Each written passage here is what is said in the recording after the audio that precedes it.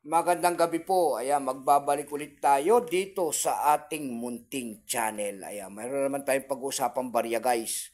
Ayan, mayroon tayong pag-usapang barya, syempre. At ito ay ating hadlikain, pangungulikta ng barya. Kaya ako tayo nandito, nagbibigay ng kanilang mga presyo sa ating mga online selling.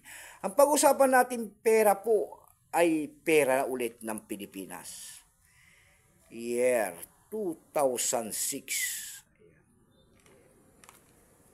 Ayan, year 2006 guys, ayan o.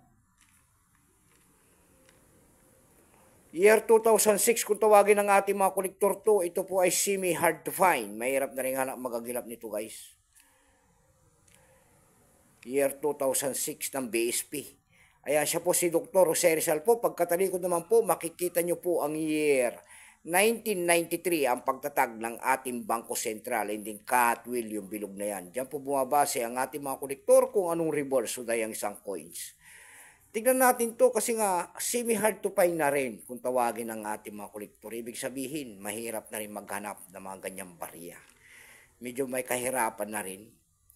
Pero bago yan tayo muna ay magpapasalamat muna sa lahat ng masugid na manunod ko dito sa aking YouTube channel. Lalo-lalo na ang aking mga subscriber. Ayan, thank you so much sa inyong lahat at mabuhay po kayo and God bless. Maraming salamat din po sa mga manunod ko dyan sa aking FB page.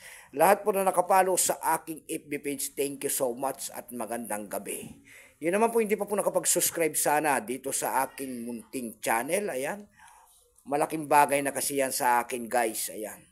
Para lumago naman ang ating YouTube channel sa Mel Soriano TV29 tulad ng pagpindot ng ating subscribe button, like and share. Para ma-update ko naman kayo sa mga bago ko pang ilalabas na video about coins, ayan.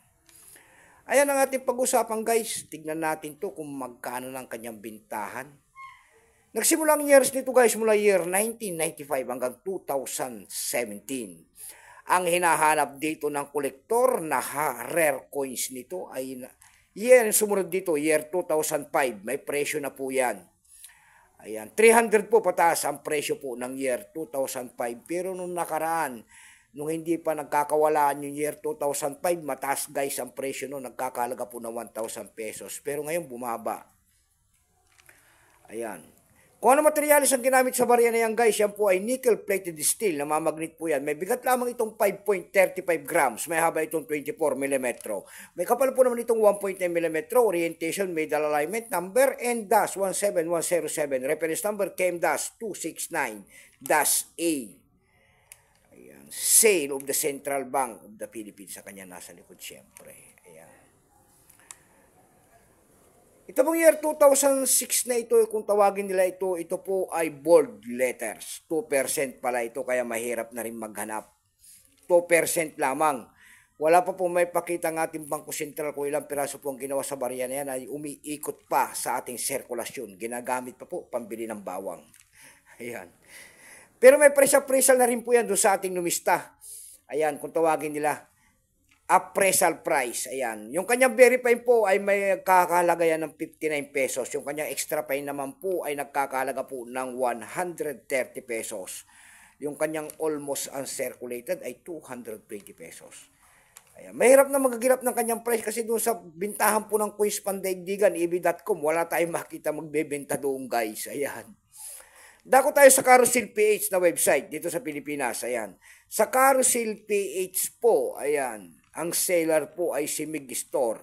Binibenta niya po doon ng 500 pesos ang year 2006. Meron na rin tayo nakita doon nagbebenta nito ng 150 pesos. Nasundan po yan ng 100 pesos. Ayan lamang po ang aking may babaging kanyang presyo po. Keep safe po sa inyo lahat and God bless.